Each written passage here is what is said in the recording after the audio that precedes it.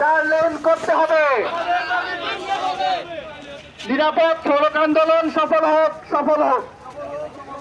ধন্যবাদ সবাইকে। আমাদের দাবি নিরাপদ সড়ক, নিরাপদ সড়ক।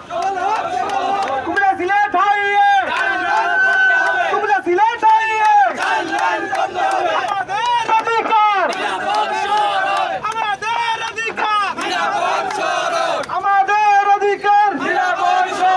কুমিল্লা সিলেট হাইওয়ে। আমাদের অধিকার, আমাদের অধিকার।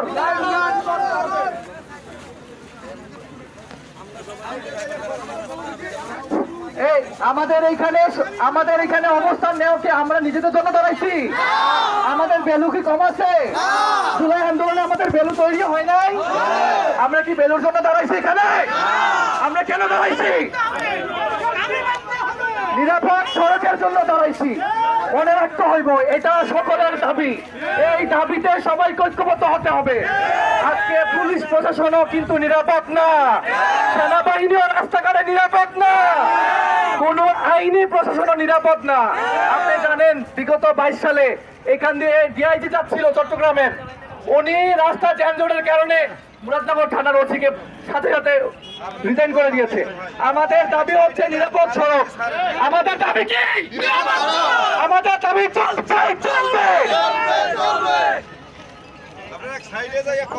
আমরা শেষ করে দিচ্ছি একটু। আজকে আমাদের কুমিল্লা সিলেট হাইওয়ে 4 লেনে উন্নীতকরণ এবং সংস্কারের দাবিতে আজকের যেই কর্মসূচি, এই কর্মসূচিতে এই অঞ্চলের মানুষ যারা অংশগ্রহণ করেছেন এবং আমাদেরকে দেশ বিদেশ থেকে সহযোগিতা করেছেন, উৎসাহ দিয়েছেন, সকলকে অনেক অনেক ধন্যবাদ জানাচ্ছি।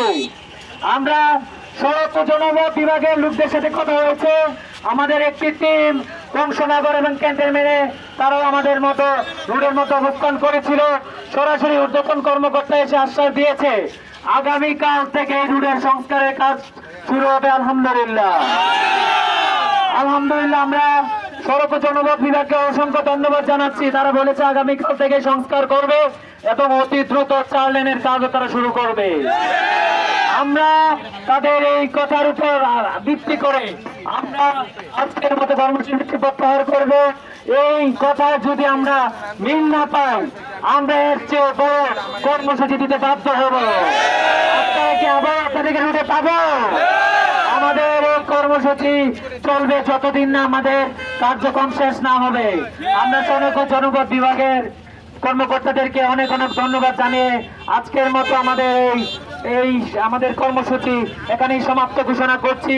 আন্তরিক দুঃখিত যারা কষ্ট পেয়েছেন, আপনাদের কল্যাণের জন্যই আমরা এই রোডে দাঁড়িয়েছি।